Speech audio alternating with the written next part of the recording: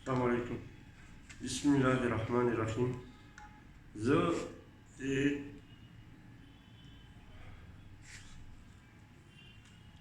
بډګرام هسپتال نه یو دغه کوم ریکویسټ کوم عمران خان صاحب ته او وزیر اعلی صوبه سرحد صاحب او وزیر صاحب ته او چیف جسټس د پرابات های کورټ ولته چې وایي ما سره زه 2016 کې ریټایر شوم او ما سره زیاتې شوی دی، ظلم شوی دی. زما زوی نه دی برتي شوی، نور چې کوم ما سره کوم کسان ریټایر شوي دي هغوی ټول زامن برتي شوي دي. بیا ما ډېر محنتونه کړي دي، ډېر دغه مې کړي دي، خو زما دغه نه دی شوی. زه لحاظه ما بیا پاتې مجبوره کړم، زه یو د خدای عجز غریب سړی یم او دومره وس زما نه کېده، لیکن ما په دغې باندې بیا بیچاره پیسې قرض پور کړی او په عدالت ته تللی، په عدالت کې ما کیس جمع کړی، وکیل ما پیسې د جیب نه مطلب دا د یو نه بل نه سوال کړی او قرض مې اخیستی د چا نه او وکیل نه مې پیسې ورکړي، خپل کیس مې کړی. کیس مالا زما په حق کې فیصله شوې ده.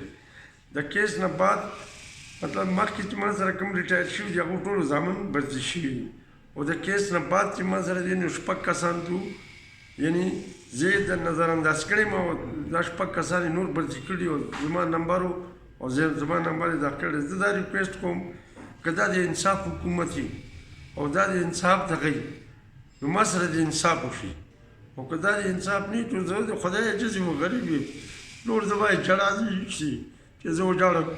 دا زما د عدالت فیصله ده او دا ورسره لیست دی. مطلب دا دی چې دا چې کوم کسان دوی برتي کړي دا لیست لګېدل دی او دا ورسره زما د عدالت فیصله ده او زما د غور وشي خدای لپاره. که زما غور ونه شي نو زه بوډا سړی یم، عمر خوړلی سړی یم، زما واړه واړه جد کې دي د هغوی دغه چې دی دوی دغه دی. د خدای لپاره ما سره د انصاف وشي، ما سره د دغه وشي او زما زوی چې دی هغه زما په کوټه باندې بحال کړي او د هغه ډر دې وکړي. زه به ستاسو ډېره زیاته غټه شکریه ادا کوم او تر عمره پورې به ستاسو سره دعا کوم. وایي عمران خان صاحب ته دا یم که دا د انصاف حکومت کې ما سره انصاف وکړي.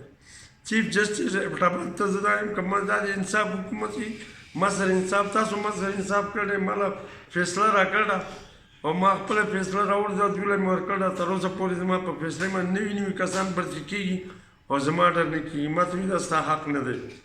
نو زما وجه څه ده کله چې چونکې د های کورټ اډر دی په سن کوټې باندې کې ستا حق دی چې ستا بچی چې دی هغه دې برتي شي. ته چې کله بډرام ډي ایچ او هسپتال کې چې کله سیټونه راشي ته لاړ شي، تا ته څه وینا کېږي د هسپتال د طرف؟ ما چې دا لکه اوس دا اوس بل یو سیټ خالي شوی دی په دې منځ دغه کوم نو وایي چې نه دا ستا حق نه دی. مطلب دا دی چې دا چې کوم ریټایر شوی دی دا حق دی. نو ما چې زما حق نه دی، زما حق څه شو؟ زه هم ریټایر شویم او په نمبر باندې یم، په 6 نمبر زما زه ریټایر شویم او زما حق ماته نه میلاویږي. ما سره د انصاف وشي.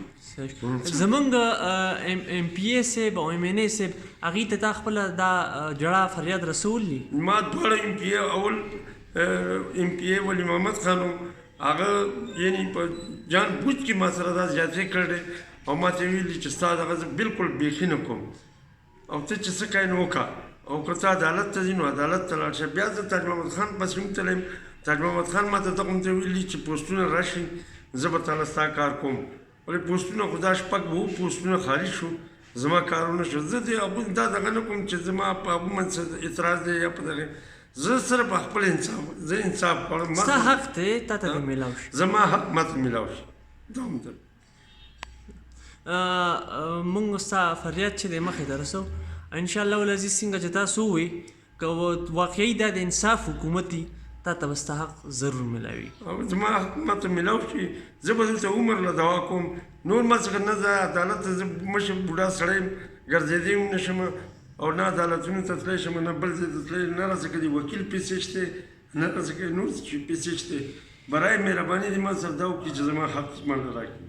صحیح شو.